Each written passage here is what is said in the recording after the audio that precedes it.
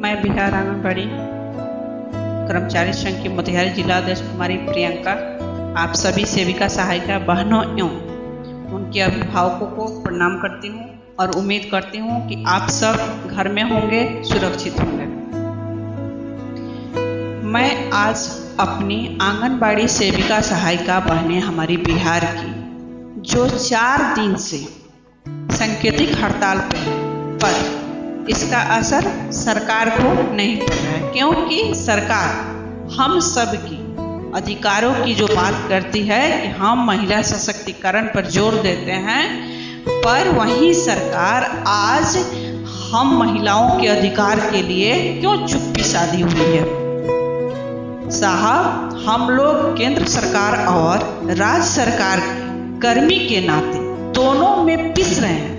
ना ही हम केंद्र सरकार के कर्मी बन पाते हैं और न ही बिहार राज्य के कर्मचारी बन पाते हैं। आखिर हम लोगों की पहचान क्या है, हम लोग क्या है, हम किसके कर्मी हैं, किससे मांगने जाए? केंद्र सरकार से मांगने जाते हैं तो केंद्र सरकार कहती है कि आप लोग बिहार सरकार से मांगिए कि वो अन्य राज्य के जैसा अपनी प्रोत्साहन राशि बढ़ाएं।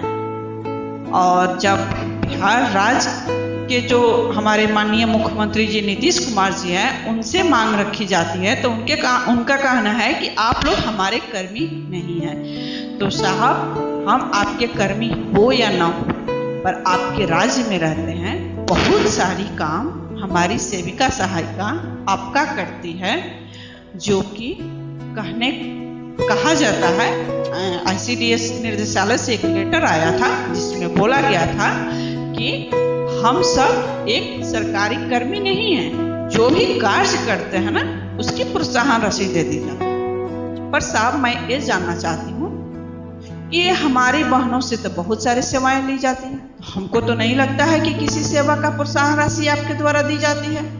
आपने जिस तरह लेटर बनाया है कि प्रोत्साहन राशि दी जाती है, साहब कम से कम इतना तो एहसान कीजिए कि हमारी सेविका सहायिकाओं को ये बता दीजिए कि किन किन कामों का प्रोत्साहन राशि आप देते हैं। 5650 रुपया के अलावा आने जाने का भाड़ा किराया तो छोड़िए साहब, नाश्ता का भी पैसा नहीं मिलता है। हमारी सेविका केंद्र चलाए, उसके बाद मीटिंग में जाए अपने भाड़ा किराए से, और 5 बजे शाम तक रहेगी ना तो नाश्ता नहीं मिलेगा। और नाश्ता का मांग उठाइए ना, या किसी चीज का मांग उठाइए तो पदाधिकारियों द्वारा धमकी मिलता है, बस इसके सिवाय कुछ नहीं मिलता है। पर साहब, हम लोग गरीब हैं, पर गरीब भी एक इंसान होता है। उस इंसानियत के नाते साहब DA के अलावा हमारे जो राज्य कमेटी के नेता लोग हैं, जो भी मांग रखे हुए हैं, उन पर विचार किया जाए, क्योंकि साहब हम लोग भी आपके वोटर हैं। जमीनी स्तर पर हमारी आंगनबाड़ी सेविका सहायिका बहनें, आशा बहनें और जो भी संविदा कर्मी हैं, उनसे ज़्यादा आपका कार्य कोई नहीं करता है। आपके जो कर्मी हैं, आपका कहने का मतलब है कि जो आपके कर्मी हैं, जो आपके कर्मी हैं वो हम लोगों से ज़्यादा जमीनी स्तर पर वो लोग काम नहीं करते। हम ही लोग के काम को लेकर डाटा आपके पास भेजते हैं और वाहवाही लूटते हैं, बस काम तो हम लोग करते हैं। कोई भी काम जमीनी स्तर पे जो नीचे वाले जो भी लोग हैं वही लोग करता है, पर बड़े लोग सिर्फ AC में बैठकर फरमाइश देते हैं। पर इसके लिए मैं अपनी सेविका सहायिका बहनों से निवेदन करती हूँ कि आप सबको जगना होगा और सरकार को बता देनी होगी कि हम आपके जो भी पदाधिकारी हैं ना, ये कुर्सी की धमकी जो देते हैं, इस धमकियों से हम डरने वाले नहीं हैं। साहब, कुर्सी की धमकी मत दीजिए, चैन मुक्ति की धमकी मत दीजिए, क्योंकि हम सब काम करते हैं। अगर हमारी गलती होगी तो आप हमको हटा सकते हैं, पर कुर्सी की धमकी मत दे। कुर्सी का खोल बदल देंगे, इतिहास की क्या हस्ती है, पूरा भूगोल बदल देंगे। सदियों सदियों तक चैन मुक्ति की धमकी नहीं होगी, आंगनबाड़ी तो होगी, मगर ये जो शोषणकारी पदाधिकारी है जो अपने बातों के अलावा, जो अपने कामों के अलावा किसी की नहीं सुनते हैं, वो नहीं होंगे। साहब, इनको रोका जाए और इनको बताई जाए, चैन मुक्त हमारा हो गया तो केंद्र कौन चलाएगा? कुपोषण दूर भगाने क्या पटना से मंत्री आएगा? सियार भेड़ियों से लड़ सकती सिंहों की अवतार नहीं। नारी की शक्ति की शायद तुम्हें पहचान नहीं। नारी शक्ति जाग गई तो त्राही त्राही मच जाएगा।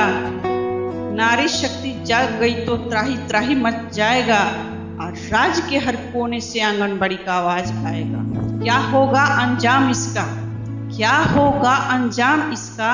शायद अनुमान नहीं होगा, पर आंगनबाड़ी तो होगी, मगर ये जो शोषणकारी पदाधिकारी है या शोषणकारी जो सरकार है वो नहीं होगी।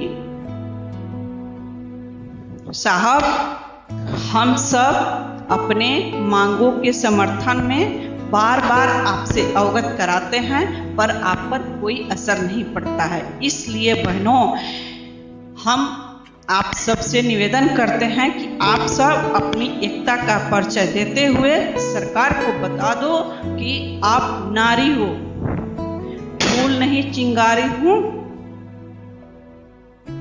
मैं भारत की नारी हूं, फूल नहीं चिंगारी हूं। और कोशिश कीजिए, कोशिश करने वालों की कभी हार नहीं होती।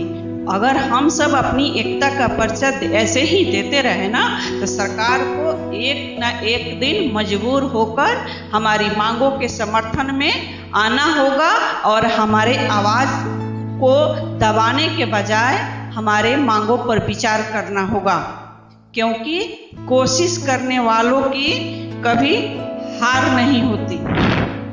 लहरों से डरकर नौका पार नहीं होती। कोशिश करने वालों की कभी हार नहीं होती। नन्ही चींटी दाना लेकर चढ़ती है दीवारों पर, 100 बार फिसलती है। चढ़ती है दीवारों पर, 100 बार फिसलती है। मन का विश्वास रगों में साहस भरता है। मन का विश्वास रगों में साहस भरता है। चढ़कर गिरना, गिरकर चढ़ना इतना अखड़ता है। आखिर उसकी मेहनत बेकार नहीं होती। कोशिश करने वालों की कभी हार नहीं होती। डुबकिया सिंधु में गोताखोर लगाता है। डुबकिया सिंधु में गोताखोर लगाता है। जा जाकर खाली हाथ लौट आता है। मिलते नहीं सहज ही मोती, मिलते नहीं सहज ही मोती गहरे पानी में। मिलते नहीं सहज ही मोती गहरे पानी में। मुट्ठी उसकी खाली हर बार नहीं होती। कोशिश करने वालों की कभी हार नहीं होती। इसलिए बहनों, आप सबसे मैं निवेदन करती हूँ कि आप सब ऐसे ही एकता बनाए रखें और सरकार को अपनी मांगों के समर्थन में बोलने के लिए मजबूर कर दें।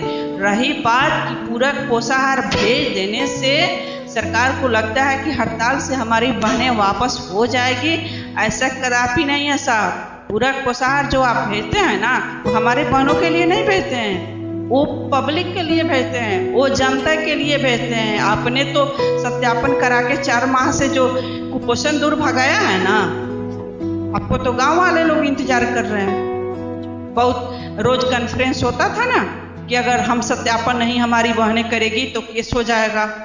हमारे ऑडियो वीडियो से कुछ लोगों को इतना मिर्ची लग गई थी ना कि हम पर बहुत सारा कमेंट हो रहा था।